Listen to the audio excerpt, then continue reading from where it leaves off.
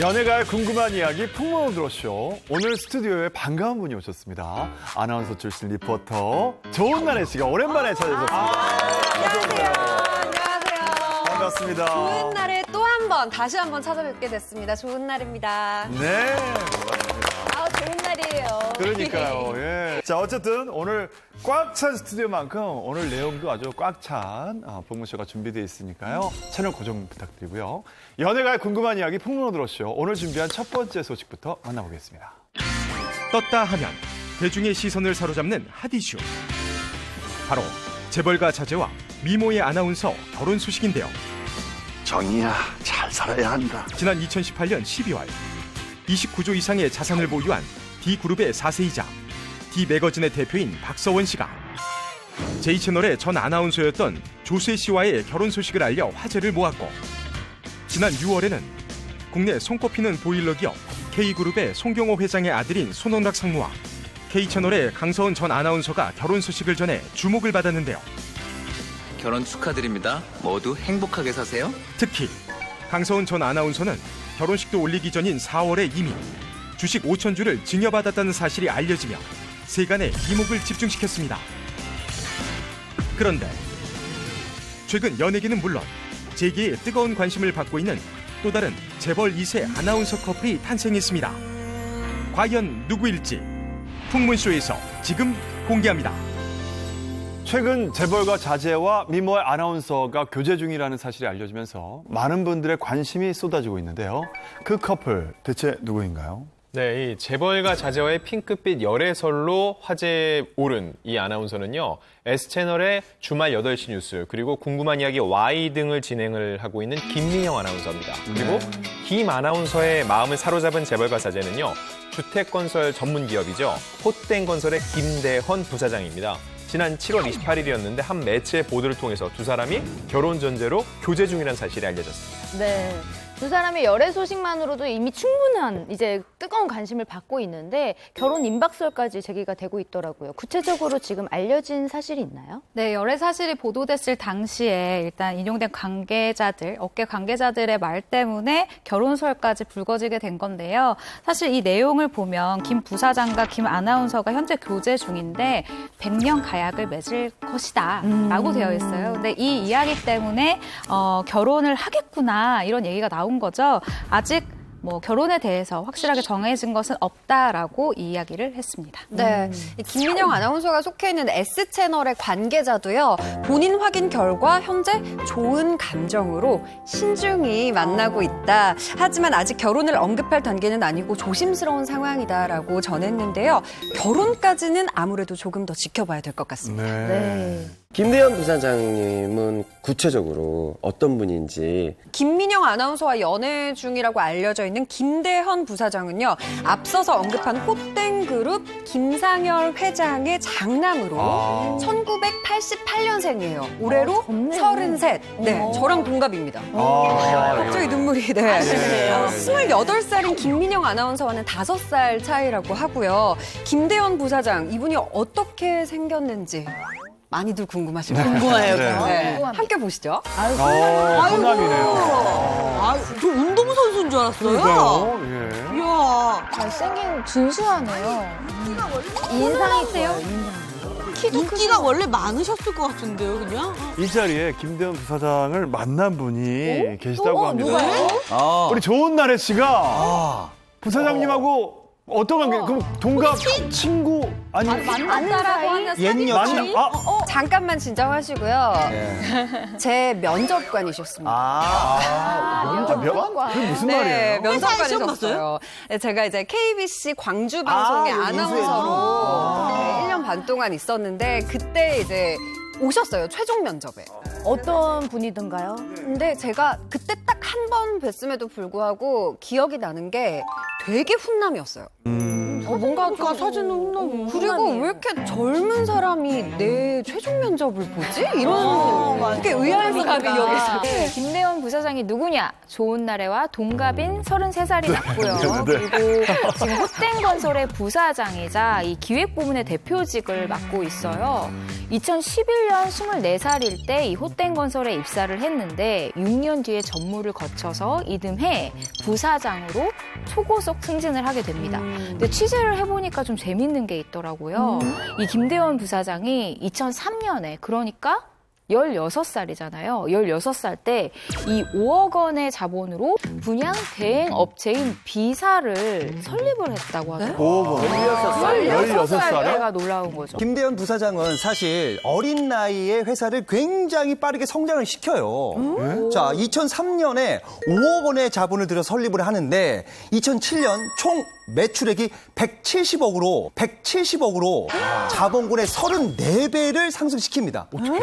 대단한 거죠. 자, 그리고 2008년에 공개된 B사의 감사 보고서에 따르면 시가총액이 20억 원으로 평가가 됩니다. 21살 때 이미 시가총액 20억 원에 달하는 회사 지분 100%를 소유를 했다면 자산 또한 궁금하지 않아요? 현재 자산이 어떻게 될까요? 저는 이게 제일 궁금합니다. 지난해 9월에 기업 평가 사이트인 CEO 스코어에서 발표한 자료가 있습니다. 얼마야? 이 자료에 따르면 이 김대원 부사장의 개인 자산 가치는 약 1조 7,378억! 1조 7,378억! 1조!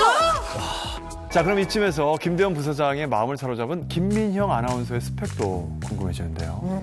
이분 스펙이 조금 독특해요. 네. 일단 2018년 S채널 공채 23기로 입사를 했는데 그 전을 살펴볼 필요가 있어요. 2015년에 Y채널에 입사를 한 다음에 이듬해에는요 M채널 계약직 아나운서가 돼요.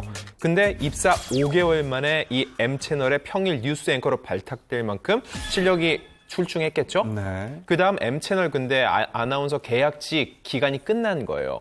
그 다음에 또 다른 직업을 준비했었다고 해요. 근데 과연 어떤 직업이었을까요? 직업을 바꿔. 아나운서 말고 그렇죠. 아나운서 S사 들어가기 전에. 그렇죠. 네. 말씀을 잘하니까 홈쇼핑. 혹시 이분도 그 나이에 작은 분양 대행 회사를 이분의 포부는 훨씬 더 높았어요. 그 정도는 비교도 안 될 정도로 높은 포부였어요. 뭐죠? 대변인, 뭐 정치, 뭐 대변인 뭐 이런 거. 땡. 이분이 원했던 건 아니, 방송 같이 하면서 기분 상하게 왜 땡을 해요? 아니라고 하면 그런 거 되지. 아니고. 이게 틀리면 뭐. 사과드리겠습니다. 예. 김인영 아나운서가 원했던 꿈은요. 비행기 조종사였습니다. 비행기 조종사였어요. 제가 말씀드렸죠. 높은 꿈이라고. 비행기 조종? 멋있다. 네. 그런데 여성 파일럿. 근데 파일럿이 눈이 굉장히 중요하잖아요. 이 안구 검사를 했는데 이 기장을 하기에는 부적합하다는 판정을 받았대요. 그래서 어쩔 수 없이 준비해서 된 게 S채널 아나운서. 어쩔 수 없이요. 제가 알아본 결과 김민영 아나운서에게 특별한 점은 또 있었는데요. 바로 독립운동가의 후손이라는 점입니다. 김민영 아나운서가 S채널 사보에 기고한 글에 따르면요. 친할아버지는 일본 유학 중 친구분들에게 독립운동에 투신할 것을 선전하다가 체포돼 형을 받기도 한 독립운동가 김규원 지사이고 외할아버지는 6.25 전쟁 참전 유공자다라는 것을 밝혔습니다. 한쪽도 대단한데 친가 외가 양쪽 집안에서 국가를 위해서 헌신한 그런 집안이라는 게 더 대단합니다. 핏줄부터 좀 남다른 것 같고 약간 이제 파일럿 도전한다라고 하는 거 보니까 굉장히 그런 도전 정신이라든가 이런 것들이 굉장히 좀 대단하신 분인 것 같다라는 생각을 좀 했습니다. 근데 네. 이분들이 도대체 어떤 경로로 어떤 자리에서 만남이 이루어졌는지 전 그게 더 궁금해지네요.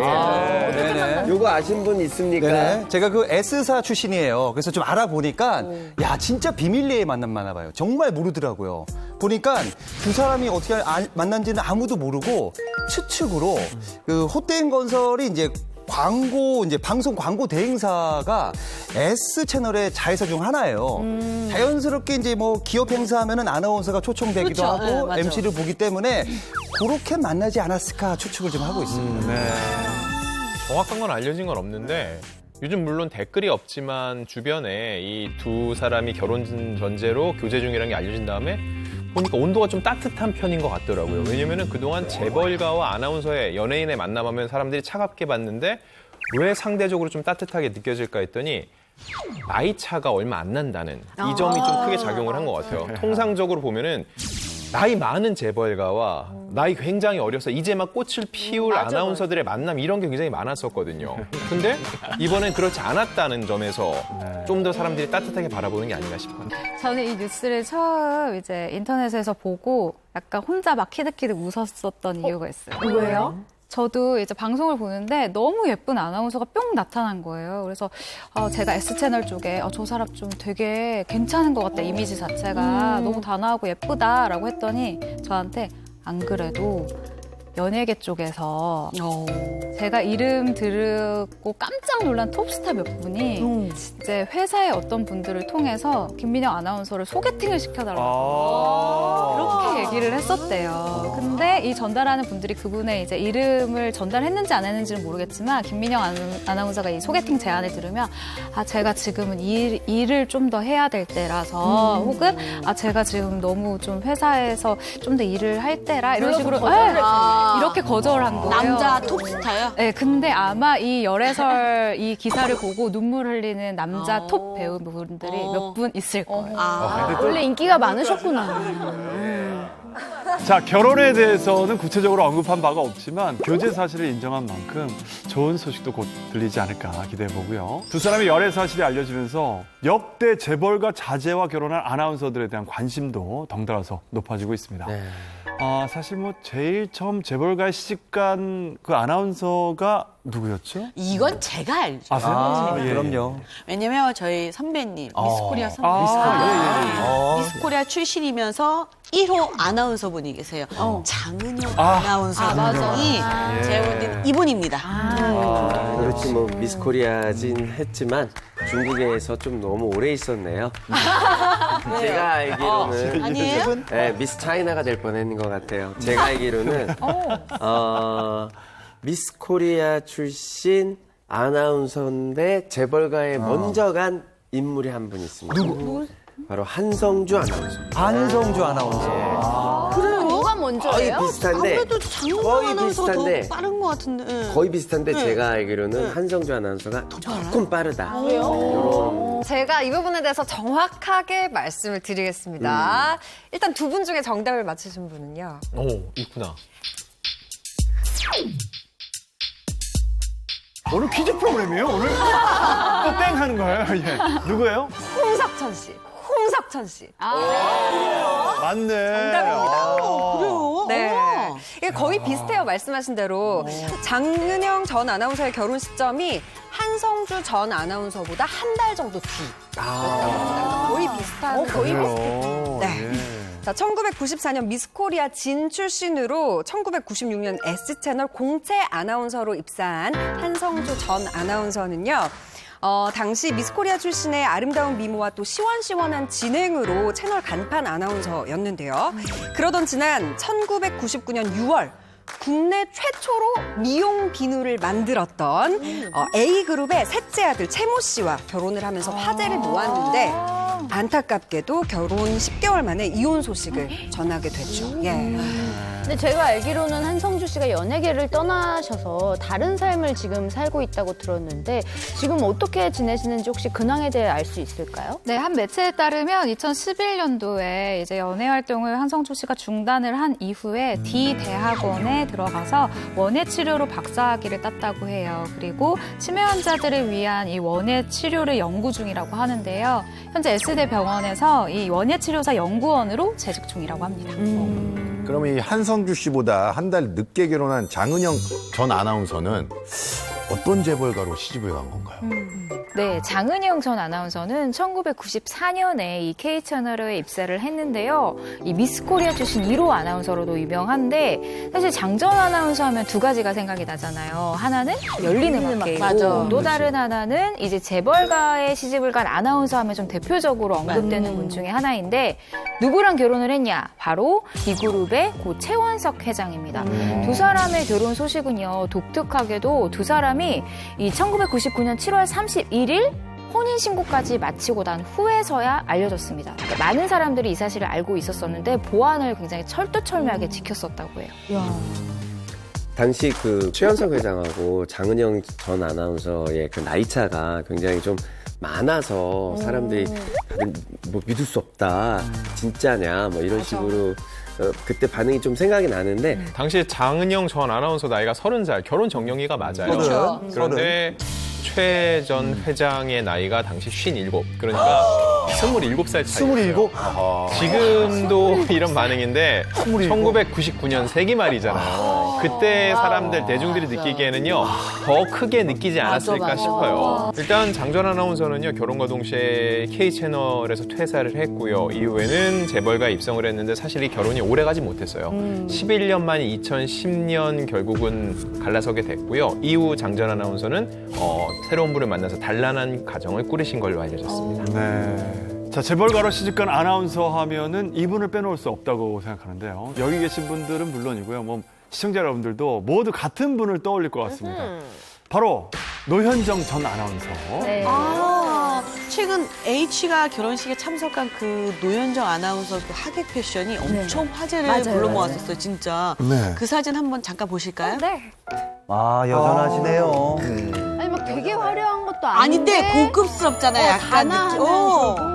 너무 예쁘다. 근데 저게 더 화제가 된 이유가 매번 한복만 입고 나오셨잖아요. 제삿날에 보이니까 처음으로 되게 오랜만에 현대복을 입고 나와서 오프숄더 저 패션이 그렇게 파격적인 건 아닌데 저분이 입으니까 맞아요. 굉장히 조금 섹시하면서 재벌가들의 패션이 두 부류로 나눌 수가 있거든요. 하나는 좀 전통적인 재벌가들 출신의 어떤 자제분들이라든가 며느리들인가 이 패션 룩은 약간 브랜드에서도 뭐 L, 뭐 H, 뭐 이런 브랜드로 이렇게 쭉쭉 나갑니다. 굉장히 좀 단아한 쪽이죠. 근데 조금 강남에 이제 땅으로 뭐 졸부가 되셨던 분들 이런 패션, 예, 아니면 뭐 약간 좀 많이 노셨다가 뭐 저기 재벌가 쪽으로 들어가신 분들, 이쪽 분들은 뭐 입으세요? 약간 브랜드가 어떻게 조금 돼요? 좀 뭐라고 할까? 스타일리쉬? 좀 센 브랜드들 센 브랜드. 많이 찾아요. 예를 들면 예를 들자면 예를 들자면 뭐 디자이너 브랜드 중에서도 조금 성격 센 디자이너 브랜드.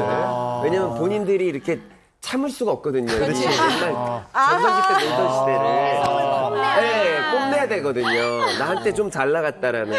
재벌가에 들어가기 전에 좀 잘 나갔다. 이런 거 나만의 뽐내야 색깔을 되는. 갖고 싶다. 예, 그 두 부류는 나뉘어요. 기준이 있어요. 기본적으로 제사 혹은 명절 때는 옥색 한복을 입고요. 그리고 저렇게 이번에 결혼식과 같이 그 외에 이런 잔칫날, 경사일 때는 조금 더 멋을 부려서 현대복을 입는 편인데 치렁치렁하거나 그런 장신구보다는 굉장히 단정하고 단아해 보이는 느낌의 옷을 선호한 편입니다. 근데 노현정 전 아나운서는 뭐 다들 기억하시겠지만 방송에서 활약할 당시에 인기가 정말 어마어마했거든요. 저도 그때 기억이 나는데 학생 때였는데도 단아하면서도 약간은 그 유머러스한 그리고 또 지적인 이미지 여러 가지를 갖추고 계셔가지고 남자분들이 이상형으로 엄청 많이 꼽았었어요. 좋아하세요. 그래서 지금 이제 방송계에서 떠나신 지 또 꽤 오래됐는데 진짜 오랫동안 뭐죠?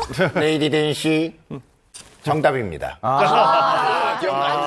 기억나요? 정답입니다. 웃지 않아, 또. 예, 웃지 무표정으로. 않아요. 예. 당시에 저도 팬이었는데 이 정답입니다. 이 대사를 무표정으로 외쳐가지고 당시에 이제 별명이 얼음공주라고 맞아요. 붙여졌어요. 당시에는 이제 또 상상 플러스 이것뿐만 아니라 스타 골든벨, TV는 사랑의 식구들 당시 K 채널 간판 프로그램을 모두 노현정 전 아나운서가 진행을 했습니다. 맞아요. 근데 갑자기 결혼 발표를 하셔가지고 맞아요. 충격받았습니다.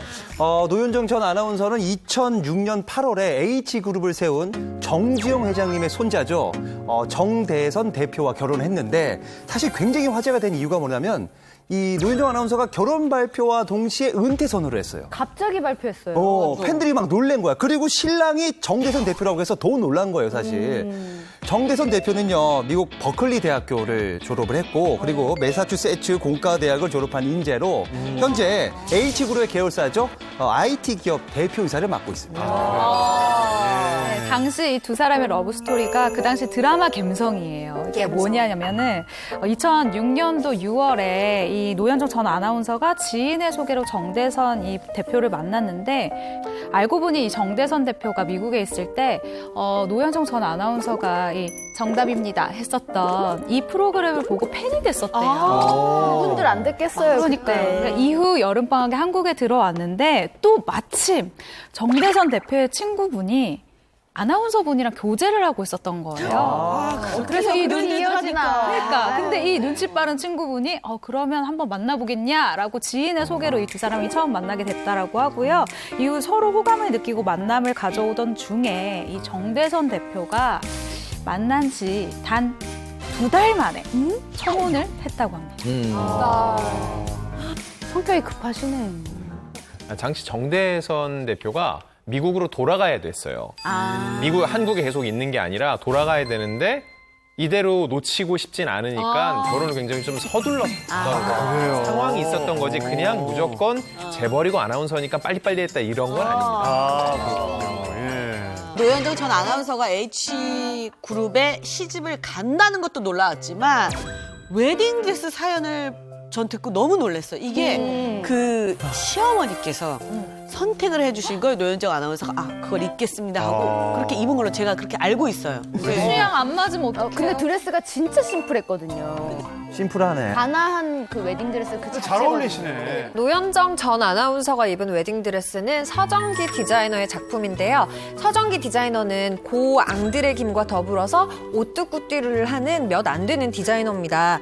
서정기 디자이너의 스타일이 목까지 올라오고 단정한 스타일에 노출이 적어서 H그룹가에서 선호하는 편인데 특히 노현정 전 아나운서의 시어머니인 이행자 여사가 가장 좋아하는 브랜드라고 해요.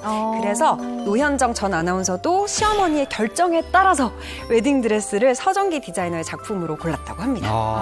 노현정 씨 같은 경우는 정말 신기한 게 지금 방송 활동을 안 한 지 꽤 오래됐는데도 많은 분들의 관심을 계속해서 받는 것 같아요. 최근 공개된 사진을 보면 늘 잘 지내고 계신 것 같은데 뭐 근황은 어떻게 되나요? 네, 노현정 씨는 14살, 12살 두 아들을 키우면서 지금은 재벌가 며느리보다는 두 아들의 엄마이자 한 남자의 아내로서 잘 살고 있는 것 같고요. 7월 초에 있었던 H가 결혼식에 참석을 했었고 2019년 3월 고 정주영 회장의 18축에도 참석을 했고 주로 보면은 이 노 전 아나운서는 유독 언론 노출이 많을까 대중들이 많이 궁금해하시는데요. 반드시 공식 행사에 참석을 해서 그런 거예요. 사실 재벌가와 이 혼인을 한 많은 유명인 분들이 결혼 후에는 노출이 거의 안 되는 경우가 많은데 노현정 아나운서는 반드시 그런 행사에 모두 참석을 하고 있거든요. 그 얘기 자체가 이 재벌가 문화에 잘 화합을 하고 있다는 것처럼 보이고요.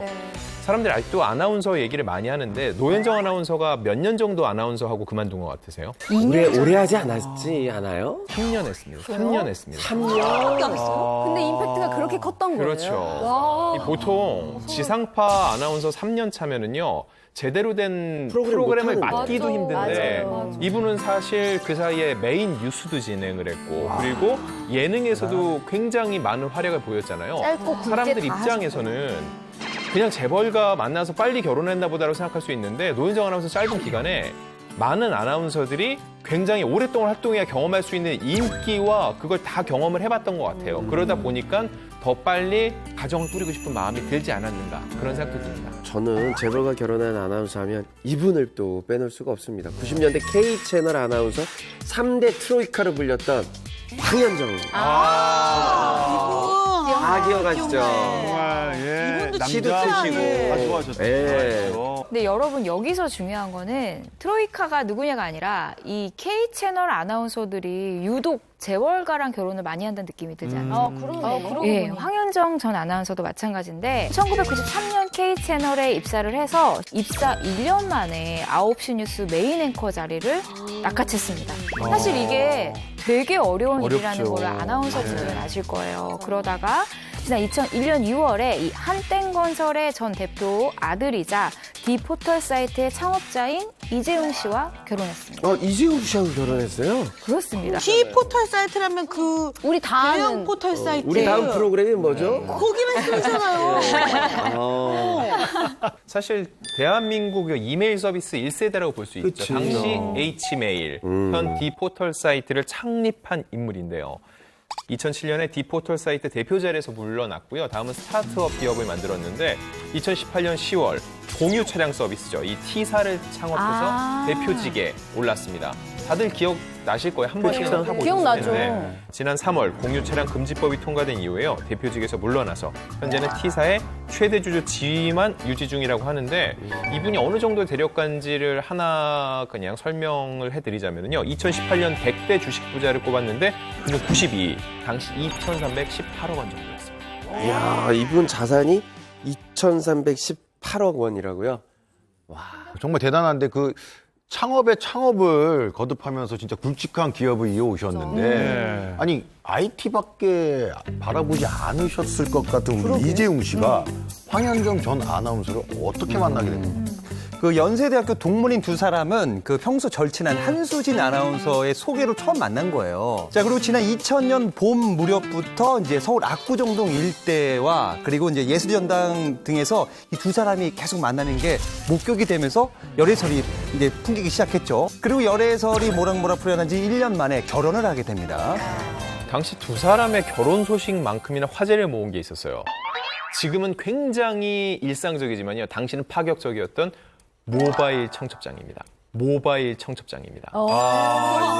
네, 지금도 그걸 최초로 최초입니다. 최초. 이분이 H메일 창립자 다운 행보를 보인 건데 게다가 비공개 결혼식의 시초였습니다. 당시 웬만한 유명한 연예 결혼식 그랬나? 다 공개 결혼식이어서 비공개 결혼식 올린 건 당시로서는 이례적인 일이었어요. 그래요. 여러모로 파격적이었네요. 자, 이렇게 얘기 나누다 보니까요. 유독 아나운서분들이 재벌가 자제분들과 결혼하는 경우가 많은 것 같은데요. 자, 조은나래 씨. 아나운서 출신이시니까 생각을 좀 해보셨을 것 같아요. 주변에 친구분들도 많고. 너무 이야기가 많잖아요. 네. 뭐 아나운서들이 정말 재벌가에 시집 못 가서 안달이다 이렇게 생각하시는 분들도 있고 또 재벌가에서 누구를 이렇게 찝어서 만나게 해달라 반대로 또 이야기가 많은 것도 사실이고. 근데 정말 한마디로요. 잘난 놈이 잘난 놈 만난 거예요. 재벌 아나운서도요. 예쁘죠? 몸매 좋은 사람들 너무 많죠? 똑똑하죠? 이미지 좋죠?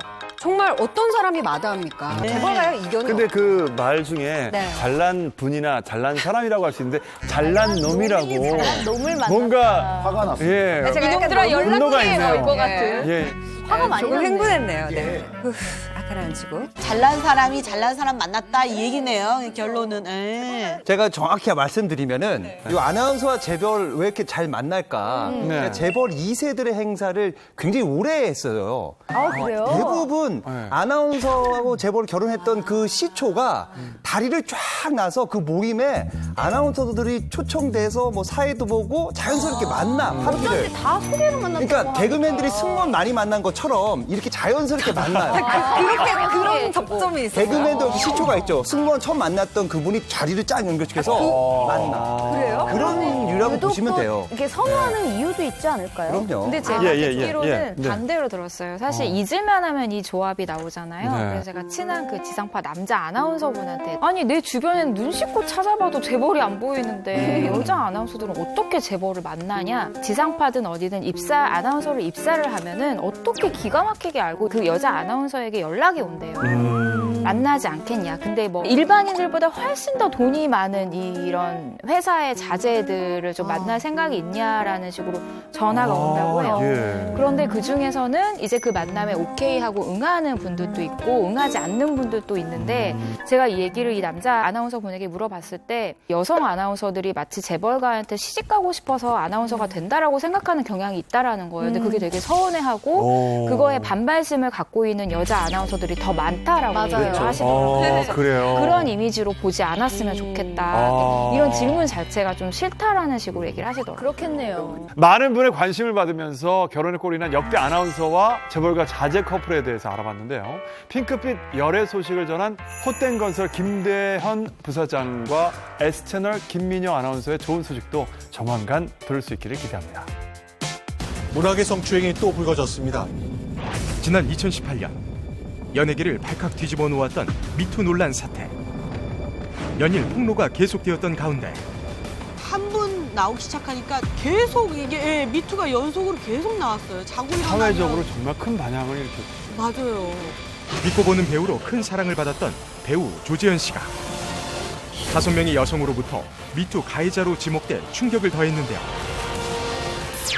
논란이 계속되자 자신의 성추행 혐의를 일부 인정. 사과와 함께 연예계에서 자취를 감췄던 조재현 씨. 그런데 최근 조재현 씨의 근황이 알려지며 2018년 미투 사건의 진행 상황과 결과가 재조명되고 있습니다. 2018년 미투 사태, 그 후 2년. 조재현 씨를 비롯한 미투 논란에 휩싸였던 스타들의 근황, 그리고 수사 진행 상황까지 풍문쇼에서 되짚어봅니다. 네, 배우 조재현 씨는 2018년 미투 논란 이후에 모든 연예계 활동을 중단했는데요. 어떻게 근황이 새롭게 알려진 건가요? 네, 사실 지난 2월에 풍문쇼에서 조재현 씨가 2018년 그 논란 이후 지방에서 홀로 생활을 하고 있다라는 근황을 전해드린 바가 있죠. 이번에 포털사이트 실시간 검색어에 오를 만큼 관심을 받은 것은 이 조재현 씨의 딸이자 배우인 조혜정 씨가 SNS 활동을 시작했기 때문인데요. 이 조혜정 씨가 지난달 22일입니다. 드라마 고백부부에서 함께 호흡을 맞추면서 친해진 이 배우 한보름 씨의 SNS 게시물에 멋져요라는 댓글을 달았는데 이 댓글이 주목을 받으면서 덩달아 아버지인 이 조재현 씨까지 주목을 받고 있는 겁니다.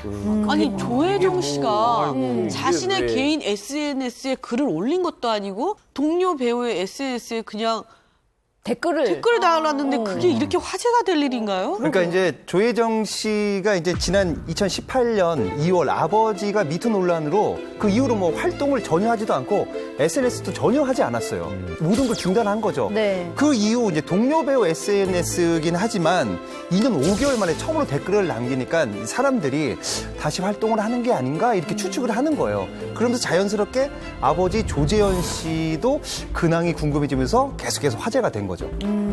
사실 저 개인적인 생각으로는 조혜정 씨가 복귀를 하든 뭐 아무 상관이 없는 것 같아요. 그럼요. 왜냐하면 뭐 조혜정 씨의 잘못이 아니고 뭐 미투 논란하고 전혀 관련이 없는데 이제 딸이라는 이유 하나만으로 모든 활동을 중단한 상태라는 건 사실은 조혜정 씨 입장에서는 억울한 측면도 꽤 있거든요. 근데 대부분의 의견이 아마 비슷한 생각인 것 같아요. 조혜정 씨 SNS를 뭐 비난한다기보다는 결국에 이제 많은 분이 주목한 건 조재현 씨의 근황이 어떻게 되느냐거든요. 최근 또 새롭게 알려진 다른 소식이 있을까요? 제가 조사를 좀 해왔는데요. 지난 2월 풍문쇼에서 조재현 씨가 2009년도에 170억 원에 매입한 대학로 건물을 매각했다라고 전했는데요. 네. 평가 금액인 300억 원에 내놓은 것이 확인이 됐습니다. 근데 아직 팔리지는 않은 상태라고 해요. 참고로 조재현 씨가 자신의 건물에 또 직접 설립한 공연 제작사는 현재 폐업한 상태라고 합니다. 사실 주변에 이제 얘기를 들어보면 조재현 씨를 통 보지 못한다라는 이야기를 많이 하거든요. 네, 아직도 네. 어디 지방에 머물고 계신지 그것도 궁금합니다. 네. 네, 지난 7월 22일에 이 조재현 씨 측 변호사가 한 매체를 통해서 이제 근황을 얘기를 했는데요.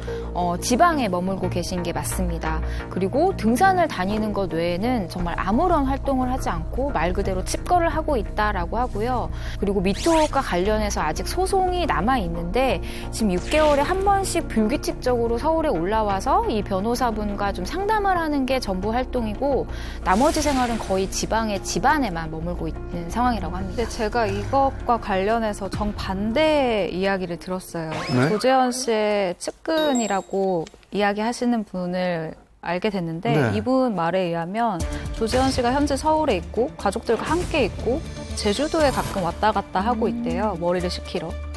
그러니까 사실은 이 변호사분이 이야기한 것과는 좀 많이 다른 이야기인 거죠. 예. 그때 당시에 이제 한 건도 충격적이었는데 연달아서 여러 건이 계속 나와서 진짜 많은 사람들이 실망감을 감추지 못했던 기억이 납니다.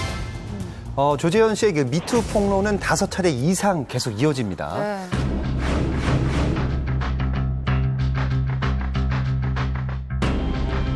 근데 이렇게 피해를 주장하는 분들이 연달아서 계속 나타나면 사실은 기자분들께서는 그 전에 미리 좀 어떤 정보들을 들었을지 않을까 이런 생각도 해보는데 좀 연극계 미투가 터지고 나서 이 연예계 미투 문제가 좀 뜨거울 때 제가 익명의 기사로 한 남성 배우 A씨가 뭐 이러이러한 일을 했다라면서 미투를 익명의 기사를 낸 적이 있어요. 아무런 힌트가 없는데 조재현 씨 매니저라고 주장을 하시는 분이 저에게 전화가 와서 그 기사 올린 지 30분도 안 됐을 때였거든요. 혹시 기자님 그 지금 익명으로 낸 그 기사가 조재현 씨에 대한 기사인가요? 라고 저한테 물어보는 거예요. 그냥 되게 찔려서 그런 건가요? 약간 재발저리는 느낌인가? 저는 그 기사에는 출연작을 쓴 적도 없고요. 뭐 캐릭터에 대해서 쓴 적도 없어요. 근데 그분이 그렇게 연락을 오니까 저도 약간 의아하잖아요. 그래서 어떻게 알고? 왜 전화하셨냐고. 이거 뭐 그럴 일이 있었어요? 라고 제가 물어봤어요. 그랬더니 조재현 씨 매니저라고 주장하시는 분이 주변에서 이거 혹시라고 하면서 자기한테 기사를 막 보내줬대요. 그리고 전화가 왔대요. 근데 제가 그 얘기를 듣고 그게 더 이상한데? 라는 생각을 했거든요. 이 조재현 씨가 입장을 그 당시에 밝히지 않았습니까? 당시 2월 23일 두 여성이 미투 폭로를 한 바로 다음 날 입장을 냈어요. 일시적으로 회피하지 않겠다. 모든 걸 내려놓겠다. 지금부터 피해자분들께 속죄하는 마음으로 제 삶을 돌아보는 시간을 갖겠다라면서 활동 중단의 뜻을 밝혔습니다. 네. 당시 조재현 씨는 공식 입장 발표와 동시에 촬영 중이던 드라마에서 하차했고요. 맡고 있던 DMZ 국제 다큐 영화제 집행위원장직은 물론 2014년부터 재직해온 K대학교 교수직 역시 팩스로 사직서를 제출하고 사퇴했다고 합니다. 경찰 조사 같은 경우는 제대로 진행이 된 건이 좀 많지 않은 걸로 알고 있는데 일단 공소시효가 지난 사건의 경우는 경찰에서도 적극적으로 그렇죠. 수사하기가 어려웠을 것으로 보이고요. 이후에도 이 미투 사건이란 게 그 사람에게 처벌하기 위해서는 물적 증거가 필요한데 이런 진행상에서 어느 정도 좀 한계점에 부딪힌 게 아닌가 싶습니다. 그런데 이 조재현 씨의 성추행 미투 논란이 계속되던 지난 2018년 6월 한 제1교포 여배우의 폭로로 사태가 또 다른 국면으로 접어들게 됩니다. 이번에는 조재현 씨가 성폭행을 했다라고 주장을 하는 거죠.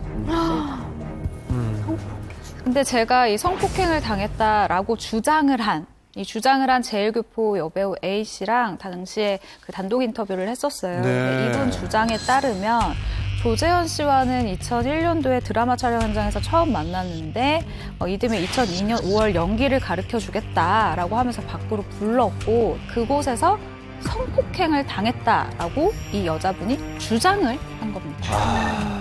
조재현 씨는 성폭행 건에 대해서는 인정하지 않았습니다. 당시 법률 대리인을 통해서 입장문을 냈는데요.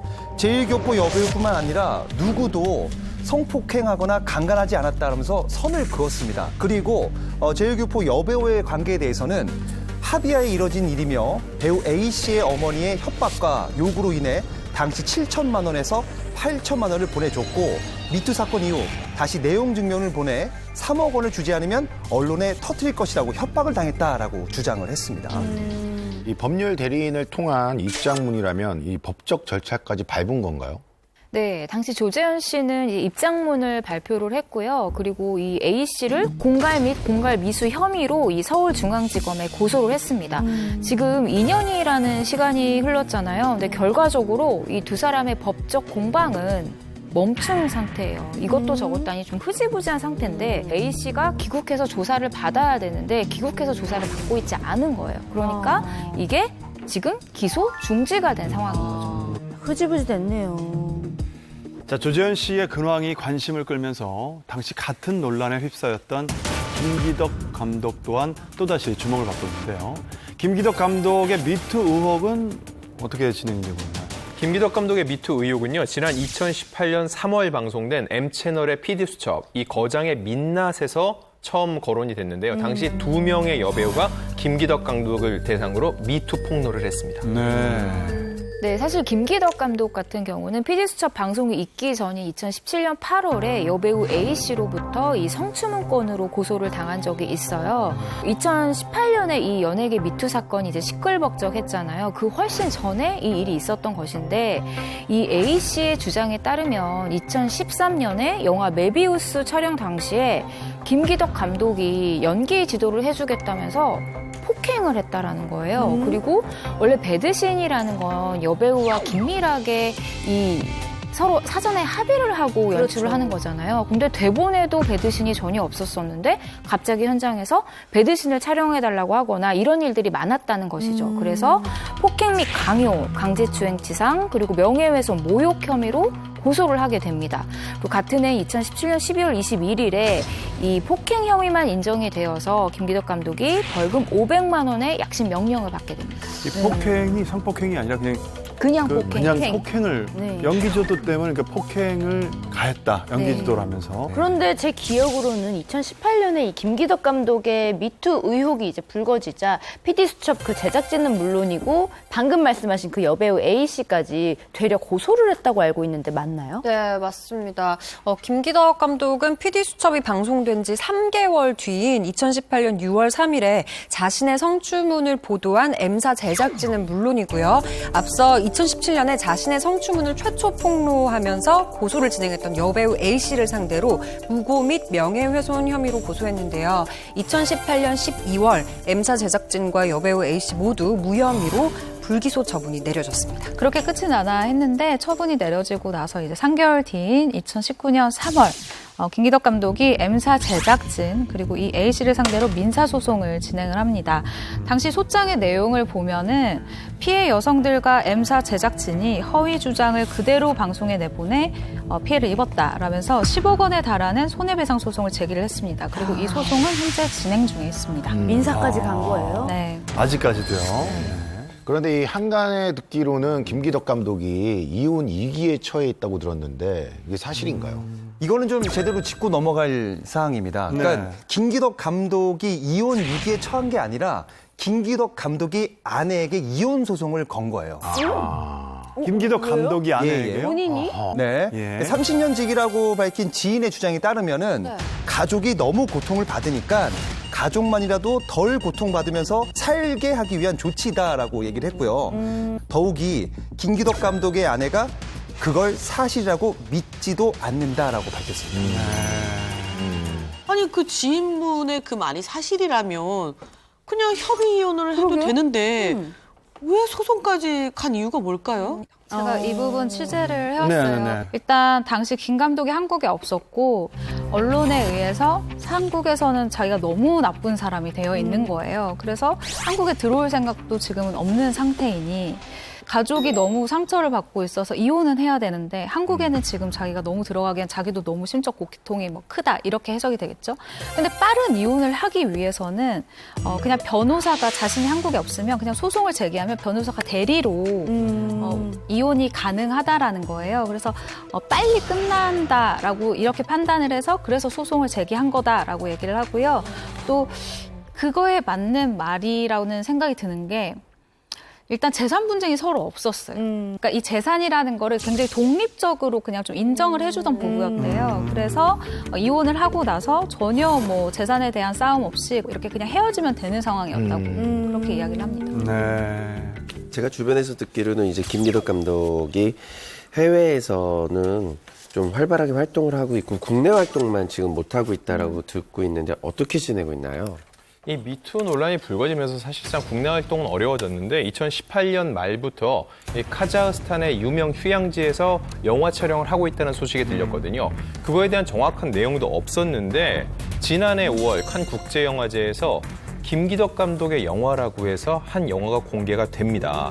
이게 국내에 정식 개봉된 것도 아니고 소개된 것도 없으니까 정말 정보가 없는데 제가 확인한 바로는 당시 칸 국제영화제에서 딘이라는 이름으로 소개가 됐고 또 디졸브라는 이름으로 불리기도 하는데 출연한 배우들의 면면을 보면은요. 디나라 주마갈리에바 그리고 잉카 아브드라시 이런 배우들이 참여한 것으로 알려졌는데 정말 좀 생소하죠. 네. 그러니까 카자흐스탄 현지에서 촬영을 하면서 현지 배우들과 이 작품을 완성한 것으로 보입니다. 그래요. 예. 좀 더 추가 취재를 해봤는데 네. 일단 김기덕 감독 같은 경우에는 이탈리아라던가 뭐 홍콩이라던가 아니면 중국이라던가 이런 곳에서 계속해서 영화 제작을 하고 감독 일을 하고 있어요. 그리고 현재는 그가 어디 있냐? 지금 러시아에 있습니다. 지금 러시아에서 마찬가지로 영화 관련 일을 하고 있고요. 소송이 걸렸던 것들이 무혐의가 다 났고 자기는 아니라고 지금 이렇게 주장을 하고 있는 상황인데 한국에서는 이미 성폭행범, 성추행범으로 이미 낙인이 찍혀서 한국 언론과 댓글들 이런 것에 굉장히 깊은 상처를 받았고 돌아가고 싶은 생각이 지금 없다라고 측근에게 이야기를 했다고 합니다. 네. 아직 소송 중인 조재현 씨나 또 김기덕 감독과는 달리 최종 무혐의 처분을 받은 스타들이 있다고요.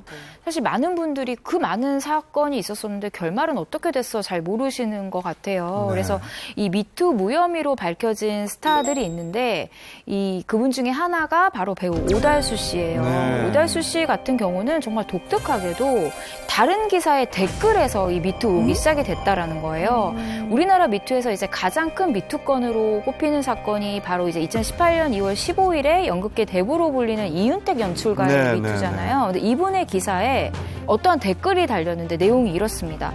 90년대 어린 여자 후배들 은밀히 상습적 성추행을 하던 영국 배우가 있는데 이 연출가가 데리고 있던 배우이자 현재 코믹 연기를 하는 유명한 조연 영화배우입니다. 라는 글이었는데 이게 과연 누구냐 댓글이 워낙 세니까 이제 막 추리가 시작이 된 것이죠. 근데 그게 결국 오달수 씨로 밝혀진 것입니다. 그래요. 근데 말씀하신 그 댓글 내용만 보면 뭐 오달수 씨라고 특정할 만한 어떤 언급은 전혀 없어 보이는데 어떻게 오달수 씨를 이제 콕 집어서 이 미투 의혹까지 확 번진 거죠?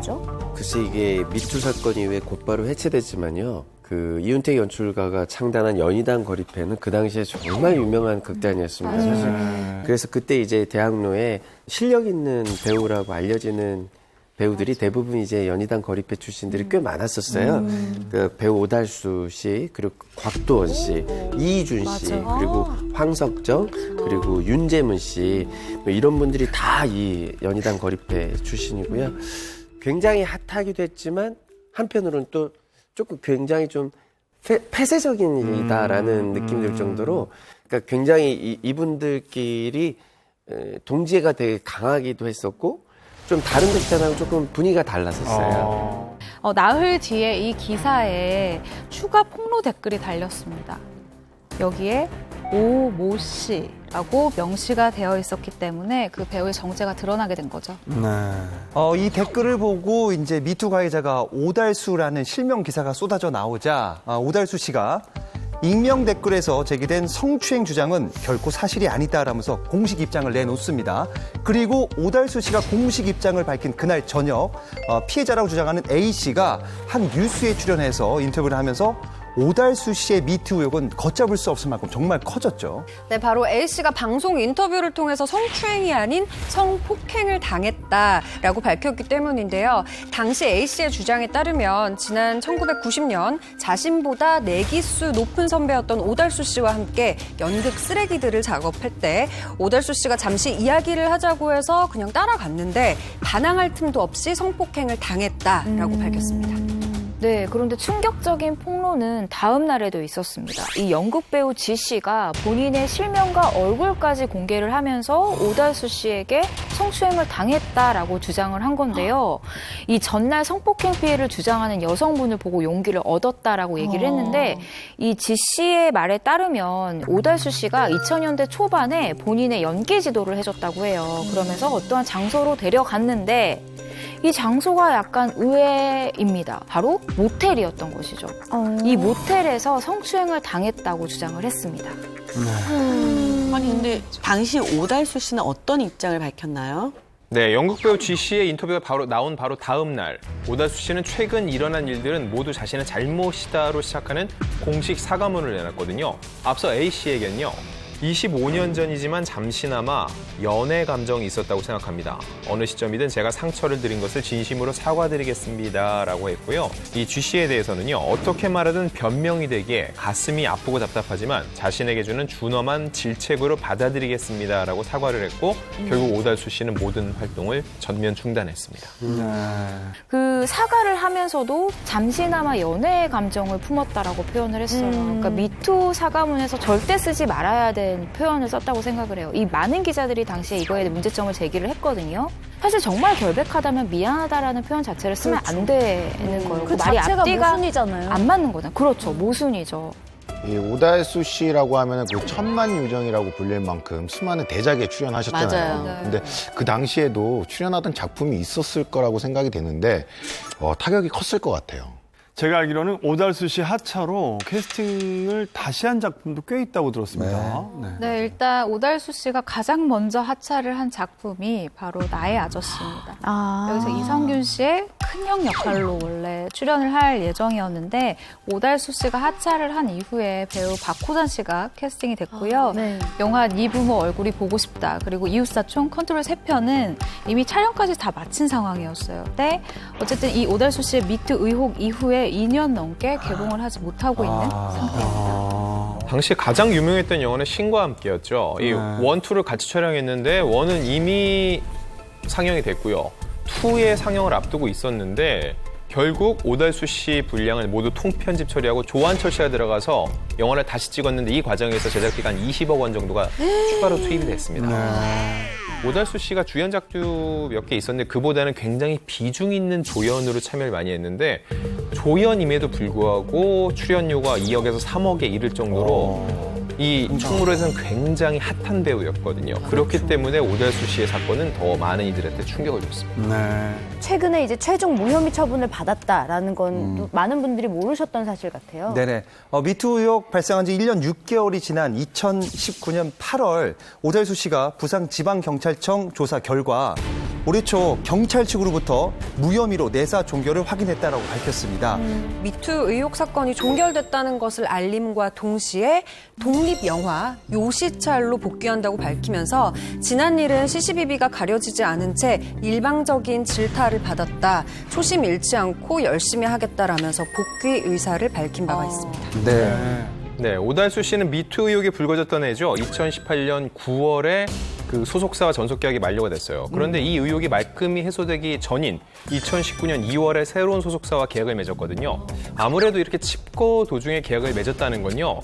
이미 무혐의 판정을 또 받았기 때문에 이 부분이 어느 정도 작용을 했던 것으로 보이고요. 당시 이 요시찰 독립영화 촬영 이후에는요. 현재는 조용히 시간을 보내는 걸로 알려졌습니다. 큰 사고를 저지르고도 이렇게 용서를 받는 어떤 기준이나 잣대가 있을까요? 성추문은요. 피해자가 없이는 절대로 발생할 수 없는 사건입니다. 그러니까 대중이 바라보는 잣대가 더 엄격할 수밖에 없고요. 게다가 이 성추문 같은 경우는요. 상대의 육체뿐만 아니라 정신까지 파괴한다는 거죠. 그래서 이 피해자들의 얘기를 들어보면은요. 트라우마에 시달리고 있다. 혹은 정신적 고통이 아직도 크다라고 얘기를 하는데 이런 부분이 눈에 보이지 않기 때문에 외관으로 확인할 수 없기 때문에 대충 넘길 수 있는데 절대 그렇지 않다는 거를 이번 사건들을 통해서 다시 한번 생각해 볼 필요가 있어요. 화려한 연예계를 뒤로하고 갑자기 증발한 스타들이 있다. 어느 순간 사라져버렸어요. 아무도 모르게 비밀 결혼식을 올리며 홀연히 사라지거나 소리 소문 없이 잠적한 스타들. 그런데 찾았다. 어디서 무얼 하나 했더니 해외에서 새로운 터전을 마련한 사실이 대거 포착. 아무도 모르게 소리소문 없이 사라진 후 해외에서 뜻밖의 삶을 살고 있는 스타들. 풍문쇼에서 지금 공개합니다. 자, 그렇지 않아도 최근 개그맨 서세원 씨가 캄보디아로 이주해서 사업가로 변신했다는 소식이 전해져서 눈길을 끌었는데요. 서세원 씨 얘기부터 소식 한번 전해볼까요? 서세원 씨만큼 방송가의 대부라는 수식어가 잘 어울리는 분이 없었죠, 사실. 네. 맞아요. 1979년 데뷔와 동시에 스타덤에 올라서 톱 개그맨이자 방송인으로 웬만한 유명 프로그램을 다 쥐락펴락할 정도로 영향력이 대단했었죠. 그런데 지난 2014년 5월 아내인 배우 서정희 씨가 이 서세원 씨에게 폭행을 당했다고 신고를 한 뒤 그리고 2달 후에 이혼 소송을 제기하면서 연예계 활동에 제동이 걸렸습니다. 네, 결국 서세원 씨는 서정희 씨 상해 혐의로 징역 6월 그리고 집행유예 2년을 선고받고 2015년 8월에 협의 이혼을 했는데 이후 복귀를 하지는 않았습니다. 네, 이번에 딸 서동주 씨가 낸 에세이가 7월에 이제 발매가 돼서 엄청 화제를 모으고 있더라고요. 저도 얼마 전에 서점에 갔다가 우연히 보게 됐는데 내용이 좀 충격적이었어요. 그 아버지의 폭행에 대해서도 이제 묘사를 한 부분이 있는데 굉장히 잔인하더라고요. 네. 아마 이제 뒤늦게라도 용기를 내서 그때 본인의 심경이라든지 상황이라든지 이런 것들을 제대로 알리고 싶었던 것 같아요. 네, 너무 자극적이어서 간단하게 설명을 좀 드리자면은 4-5살 때부터 가정폭력을 보고 자랐고 아버지가 미국에 있을 때 매일 전화에 심한 폭언을 하셨다라고 언급을 했고요. 한편 또 앞에 언급해드렸던 서정희 씨 폭행 당시 상황도 기재가 되어 있는데 서세원 씨는 이 딸 서종주 씨 에세이에 대해서 아무런 입장 표현을 하지 않았습니다. 그런데 이제 서세원 씨와의 좋은 추억은 없는 건가요? 나쁜 얘기만 실렸을 거라고 생각하시는데 어린 시절에 대해서 이렇게 좋게 회상하는 부분도 있어요. 이 책을 읽어보면 이런 내용이 있습니다. 지금 생각해봐도 절대 부정할 수 없는 사실은 나는 적어도 그 순간만큼은 아빠를 참 좋아했다는 것이다. 그 시절 아빠와 나 사이에 부녀지간을 넘은 의리 같은 것이 있었다라고 언급한 부분이 있고요. 서세원 씨가 이 글을 읽으면 좀 화해의 가능성을 엿보지 않을까 싶습니다. 최근 한 매체를 통해서 처음으로 인터뷰에 응해 눈길을 끌고 있다고요. 네, 서세원 씨가 지난 7월 20일 한 매체와 한 2시간여에 걸친 인터뷰를 진행을 했는데 여기에서 그냥 친한 기자랑 차 한 잔 마시려다가 일이 커진 게 아닌가 싶네요 하는 거 보니까 아예 본인의 활동을 외부에 알리기 위해서 작정을 하고 인터뷰에 나선 것은 아닌 것으로 보이고요. 이 인터뷰를 통해서 현재 캄보디아에서 사업을 하고 있고 재혼 후 환갑에 얻은 이 늦둥이에 대해서도 자세히 전했습니다. 네, 서세원 씨는 서정희 씨와 협의 이혼을 하고 1년 후에 교회 합창단을 운영하던 중에 만난 해금 연주자인 지금의 아내와 조용히 혼인신고를 했다고 해요. 현재 부인에 대해서 많이들 궁금해하시는데 좀 조용하고 내조를 잘하는 성격이라고 하시고요. 이후에 서세원 씨는 한국에서 지내다가 지난해 12월 중순께 지금의 아내와 올해 6살이 된 딸과 함께 캄보디아로 이주를 했다고 합니다. 서세원 씨는 처음으로 새 가정에 대해서 언급해서 눈길을 끌었는데요. 이혼 후 새 가정을 만난 건 운명이고 정말 더할 나위 없이 행복하다고 밝히면서 특히 환갑에 태어난 딸에 대해서 각별한 애정을 보였는데요. 온갖 어려움을 견디며 캄보디아 사업을 따낸 것도 알고 보면 어린 딸을 둔 아버지의 절실함으로 이해하시면 됩니다라고 언급했습니다. 온갖 어려움을 견디며 따냈다는 그 캄보디아 사업이 구체적으로 어떤 건가요? 근데 그 기사를 보니까 그 사업이라는 게 억대도 아니고 3조 원대 아주 규모가 큰 글로벌 사업이라고 봤거든요.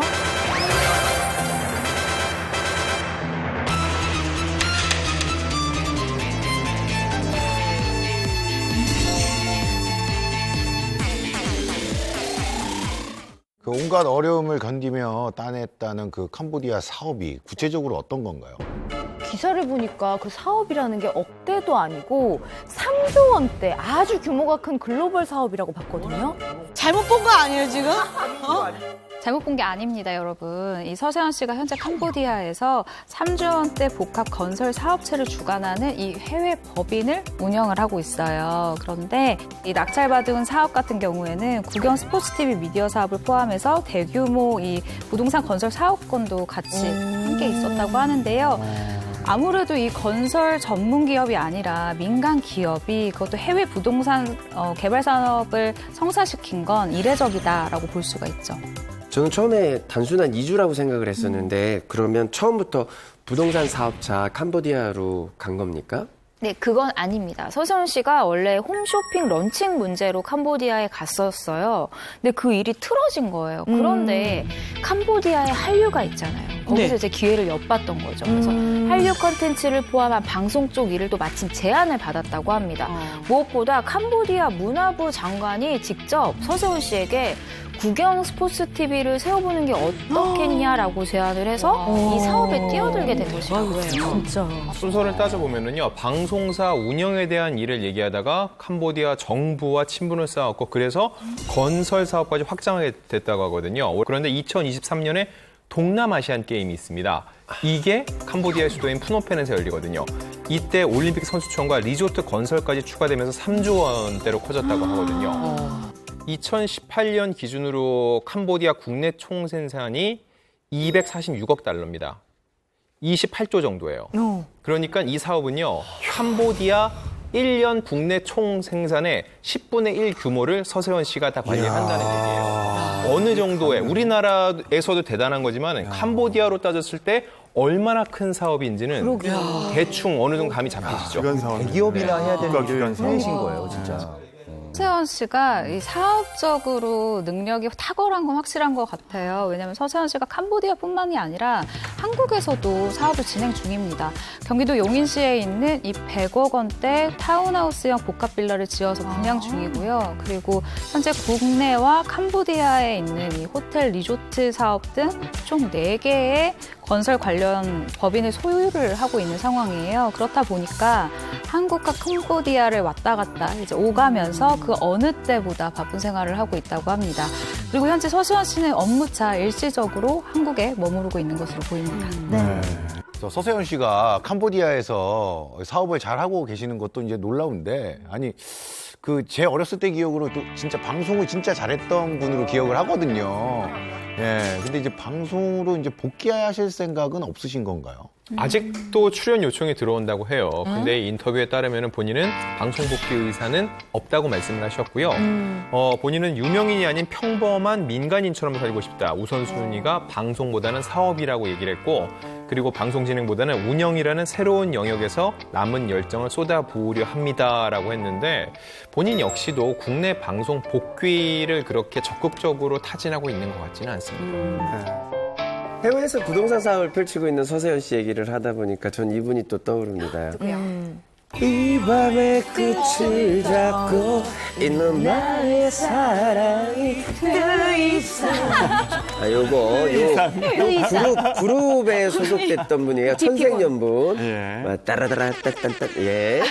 90년대를 강타했던 솔리드의 멤버 이준 씨입니다. 이 밤의 끝은 내가 잡고 있을 거야. 넌 그렇게 언제나 웃으면서 살아야 돼. 제발 울지 말고 날 위해 웃어줘. 제발. 같은 솔리드 멤버 김주한 씨는요. 저희 이태원 패밀리라서 가끔 봅니다. 국내에서 보시는데요. 이준 씨는 미국에 있어서 종종 생각나고는 합니다. 그러니까 솔리드 멤버 하면 생각나는 게 이제 이준 씨가 인기가 제일 많았어요. 맞아. 학창 시절에 그 지팡이를 이렇게 딱 잡고 랩을 하는 모습이 진짜 그것 따라하면 진짜 여학생들이 다 좋아했거든요. 저도 그때 하나는 거리에서 뭐 그거 할 때 맨날 늦어버린 아침에 난 거리에서 맞아. 나의 마음 달려로 해서 그렇지 지팡이를 맞아. 아니 근데 이렇게 하진 않았어. 이렇게 길게 이렇게 했지. 이렇게 하진 않았지. 이게 좀 작아가지고. 허전해진 나의 마음 달려로 해서. 2년 전에 솔리드가 복귀를 했어요. 그때 지팡이를 또 들고 나온 거예요. 그래서 물어봤죠. 그 지팡이가 그 지팡이냐고. 근데 이번에 새로 만들었대요. 근데 왜냐 했더니 이준 씨가 미국 교우로 갔잖아요. 가기 전에 지팡이를 갖고 가기 뭐하니까 이모한테 맡겼대요. 예. 근데 그 이모네 집에 사촌 형이 있었는데 그 형이 아파서 쓰다 부러졌대요. 정말로 이상준 씨가 했던 것처럼 이거를 하셨을지도 몰라요. 아파서 지팡이를 쓰다가 다리 다쳐서 부러졌다는 거예요. 그래서 지팡이를 새로 만드셨다는 거예요. 근데 왜 꼭 그 지팡이가 필요했냐 하니까 예전에는 지팡이 없어도 알아봤는데 이젠 지팡이 없으면 못 알아본다고. 그렇지. 이제는 지팡이가 꼭 필요하다고 그러시더라고요. 근데 저는 제일 궁금했던 건 한창 이제 성공가도를 달리던 솔리드가 돌연 어느 날 해체를 이제 선언해서 많은 분들이 아니 갑자기 왜 해체를 한단 말이야 궁금했던 걸로 기억을 하는데 무슨 일이 있었던 건가요? 해체 이유는 아주 간단합니다. 네, 그냥 97년도에 발매한 4집 앨범이 인기가 없었어요. 근데 앨범이 자연스럽게 잘안될 수도 활동이 이제 줄어들면서 이 재무교포다 보니까 뭐 경영 문제도 있고 기획사의 갈등 때문에 자연스럽게 해체가 된 거라고 보시면 됩니다. 아쉽다. 제가 그때 컴백을 하고 나서 그 쇼케이스에서 질문을 했거든요. 네. 왜 해체를 하게 됐냐. 근데 본인들 얘기로는요. 해체한 적이 없다고 그래요. 활동을 4, 5년 동안 너무 쉼없이 달린 거죠. 그러다 보니까는 번아웃이 왔겠죠. 자연스럽게 휴식을 취하고 있는데 휴식이 좀 길어지는데 그 다음에 해체 기사가 떴다는 거예요. 그러다 보니까 자연스럽게 해체처럼 돼버렸고 이준 씨는 원래 본인의 가족들이 살고 있는 미국으로 돌아갔다는 겁니다. 해체 당했네요. 해체 당했다는 표현이 딱 맞네요. 네. 사실 기획사에서도 앨범을 냈는데 이게 돈이 좀 안 된다, 많이 손해를 봤다 그러면 다시 재투자하기가 조금 힘들거든요. 안 그래요, 레이디 제인 씨? 왜 또 그러세요? 예. 가수 시사 사실입니다. 사실이에요. 왜냐면 앨범 이제 발매하는데 돈이 많이 들기 때문에 몇 번 해보다가 이제 안 되면. 레이디 제인 씨는 몇 번, 그러니까 2번 정도. 아니요, 저 여러분들이 잘 모르시지만 앨범을 그 거의 20장 넘게 냈어요. 그 회사는 그럼 지금 부도 났죠, 회사. 회사한테 무슨 짓을 하신 거예요? 부도 안 났, 부도 났네? 아니요, 부도 나지 않았고 네. 좀 많이 힘들어졌어요. 은근히 네, 힘들게. 근근히 예. 어렵사리 먹고 살았었죠.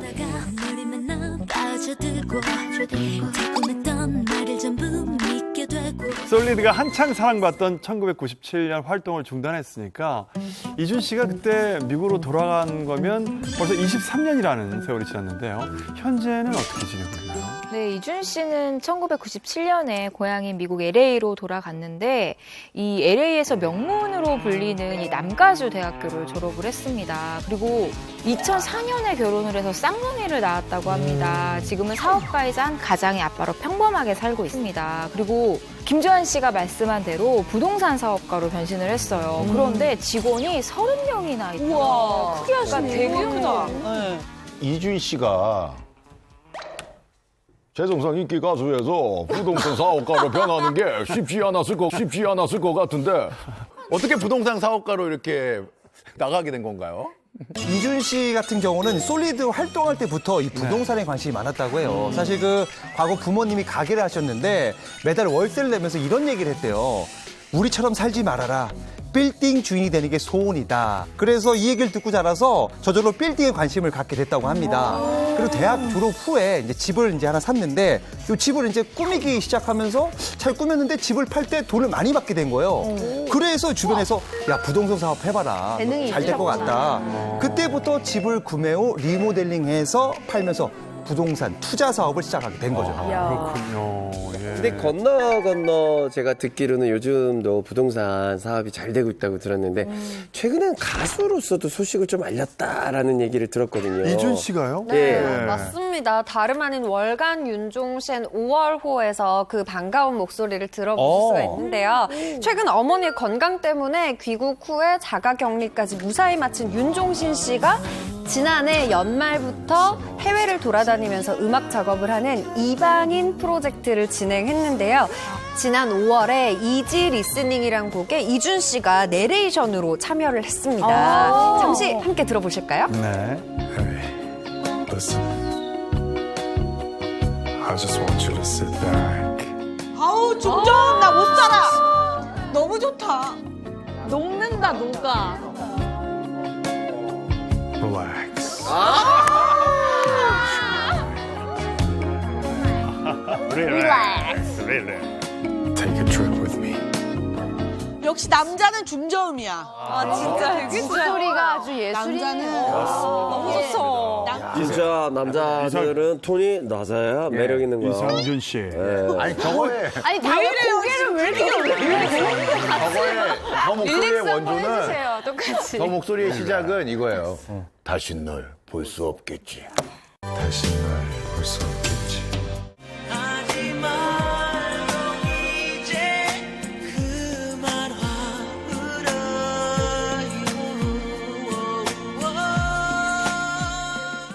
갑작스럽게 해외로 떠나 새로운 삶을 살고 있는 스타들 이야기를 나눠보고 있는데요. 사실 가장 많은 케이스는 결혼이 아닐까 싶습니다. 네, 들어보세요. 핑클의 이진, 네. 원더걸스의 전 멤버 선예, 거침없이의 기호로 사랑받은 배우 서민정. 네. 이 세 분 다 결혼 후 해외에서 거주하고 있는데요. 이 세 명 외에 이렇게 해외에 살고 있는 또 다른 스타를 발견했습니다. 네. 그 주인공은요, 바로 1990년대를 들썩이게 만든 엉덩이가 예쁜 여자입니다. 야, 센세이션했어, 그때.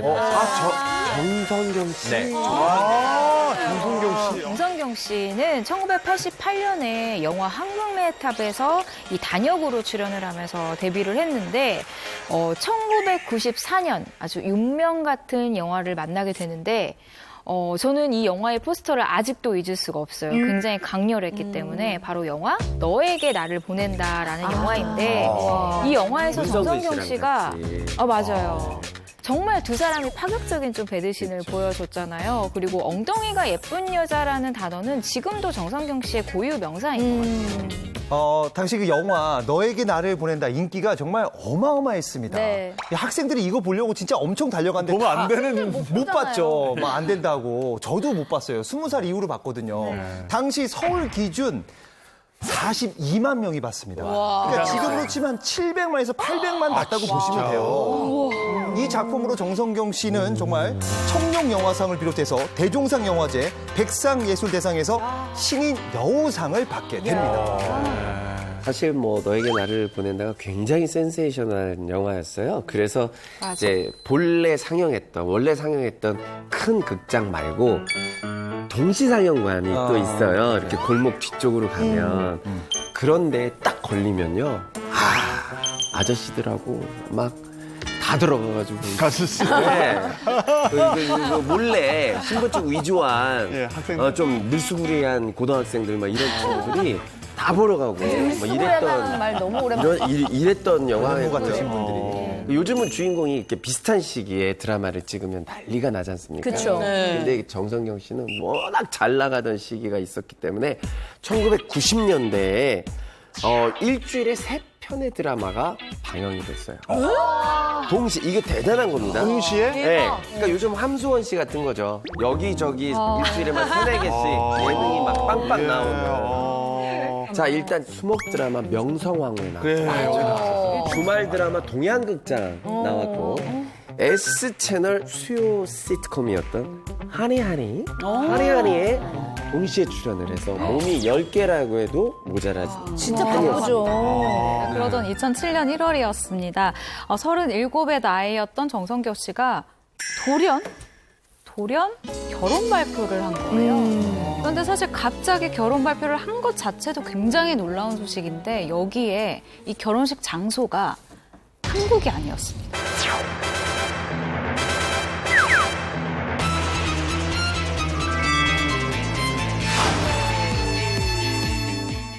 어, 37의 나이였던 정성경 씨가 돌연 결혼 발표를 한 거예요. 그런데 사실 갑자기 결혼 발표를 한 것 자체도 굉장히 놀라운 소식인데 여기에 이 결혼식 장소가 한국이 아니었습니다. 일본 오사카였어요. 그리고 요즘 말로 스몰 웨딩을 올려서 사람들의 궁금증이 정말 하늘을 찔렀죠. 그런데 왜 갑자기 일본에서 결혼을 한 건지 궁금해요. 연예인분들이 이제 뭐 사람들 눈을 피해서 하와이라든지 뭐 발리에서 결혼하는 경우는 있었어도 일본 오사카는 굉장히 생소하거든요. 정성경 씨가 일본에서 결혼식을 올린 이유 궁금하시죠? 네. 왜죠? 남편이 일본 사람입니다. 간단한 건데 간단하네. 이게 일본에서 결혼한 분들이 많지 않기 때문에 사람들이 의아해했던 것 같고요. 정확히 말씀드리면 제1교포예요. 2006년에 동시 통역사로 일하는 친구의 소개로 만났는데 이 두 사람이 연인으로 발전을 했고 2006년 10월에는요. 일본에 어학연수를 받으러 간다라는 기사가 보도되기도 했었어요. 아마 이때쯤 남편분과 열렬히 사랑하는 이 연인 관계가 아니었나 싶고요. 당시 주변 지인 말에 따르면은요, 정성경 씨가 현재 남자친구가 있어 일본행을 결정한 것으로 안다면서요, 어학연수를 간 사연을 전했습니다. 그래요, 예. 제가 알아본 바에 따르면 정성경 씨가 연애 1년여 만에 결혼을 했다라고 들었어요. 근데 프로포즈 이야기가 굉장히 귀엽더라고요. 한번 들어보세요. 정성경 씨의 남편분이 어디서나 볼 수 있을 법한 그런 횟집에서 소주 한 잔을 하면서 이렇게 말을 했다고 합니다. 평범하게 사는 게 가장 행복하고 어려운 것 같아. 그래서 자기는 이런 평범한 자리에서 평범하게 프로포즈를 하고 싶었다. 평범하게 살자라고 하면서 이제 회 한 점과 소주를 이렇게 먹자. 멘트 좋아. 괜찮다라고 할 수도 있지만 여자분 입장에서는 이제 결혼 이거 프로포즈 어떻게 할까 하는데 회 먹다가 나는 평범한 평생 행복하게 살아. 그러니까 지금 반응이 저 반응이 나왔을 수 있지 않을까. 아니 이런 거 이렇게 링 같은 거 뭐 이렇게 끼워줄 수 있어. 반지가 되게 비싼 거야. 예를 들어서 평범한 횟집에 그 회를 이렇게 딱 하나 들었는데 그 초밥 밥 위에 다이아몬드 반지. 고추냉이 옆에 다이아몬드 반지가 초밥마다 있어. 네, 초밥마다 있을 수 있잖아요. 그러면은 뭐. 네. 근데 정말 이런 거 좋아하시는 분들도 많아요. 오해하지 마세요. 맞아요. 레이디엔 씨 정말 평범하게. 저는 아니지만 이런 거 좋아하는 분들도 많아요. 네. 오해하지 마세요. 근데 어쨌든 요 정성경 씨의 반응에 대해서는 안 나왔고 남편분이 일단 평범하게 살자. 네. 그러니까 멋있죠. 멋있죠. 근데 회가 뭐 아무리 그래도 다금발이었겠죠. 에이, 과거 앞에다 놓고서 프로포즈 하면 에이.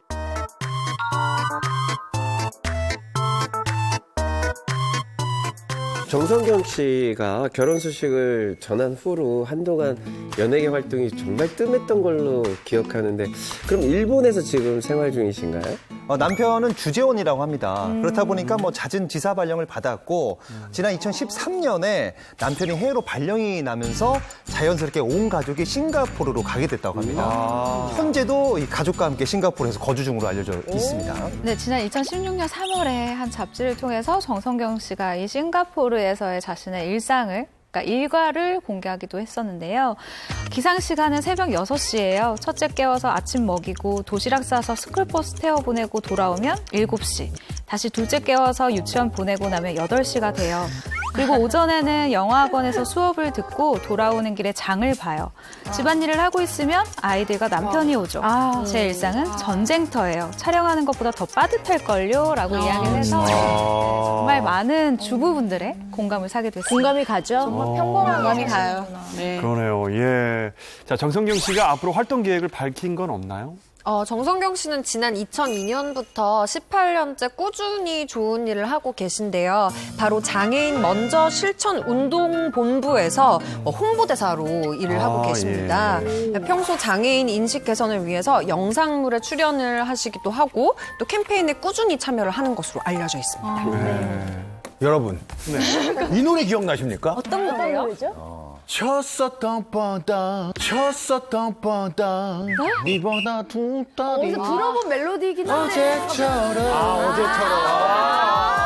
오늘도 아무 일 없었으면 좋겠어. 그건 아닌데, 지금? 카피추 아닙니까? 이 노래 기억나시죠? 알죠. 누군지 누가 불렀던 알죠. 노래? 누가 불렀던 노래예요? 아니, 제이잖아요. 봐봐요, 알잖아요. 정확히 불렀기 제이가 때문에. 한번 불러줘봐요, 한번.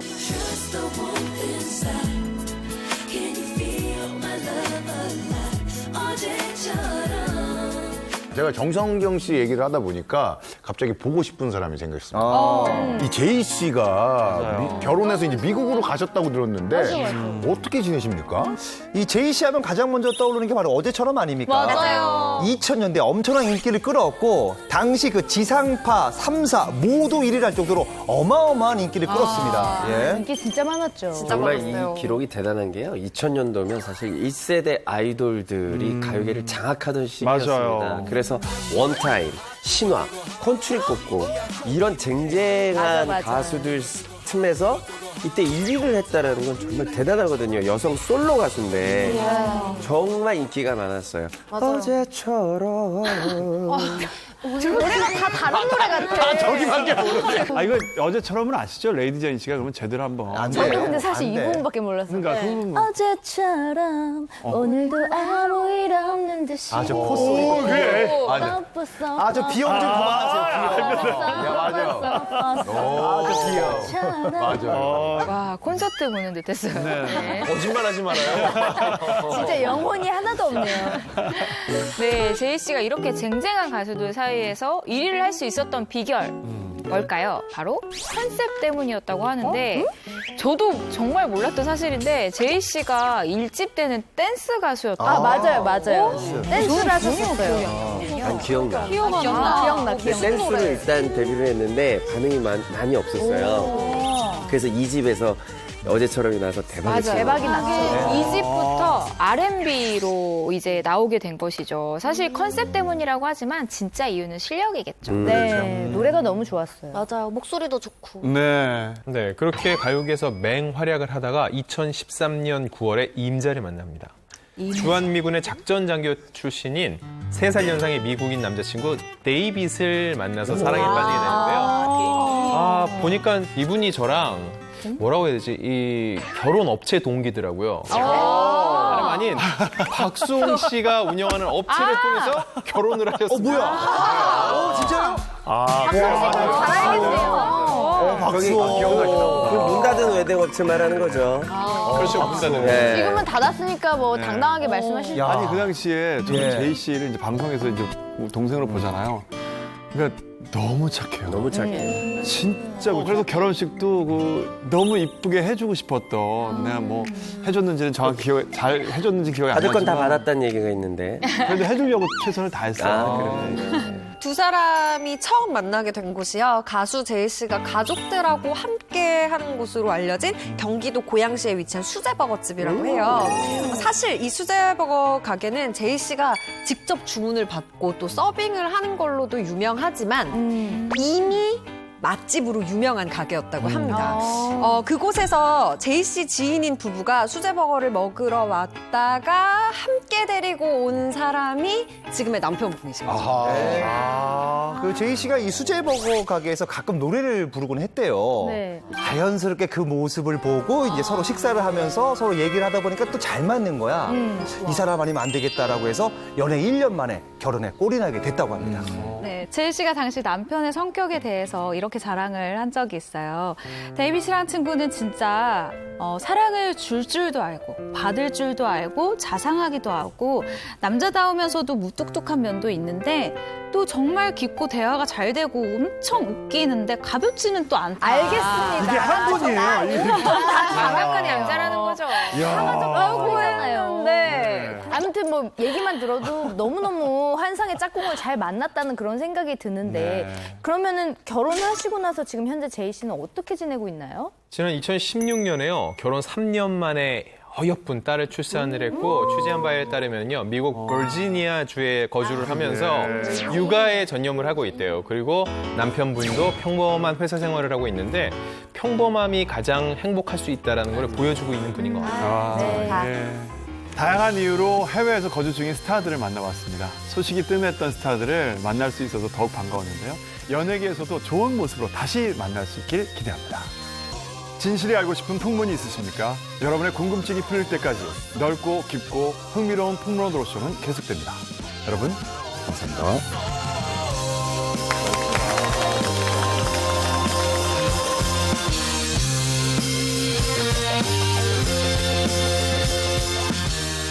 채널 A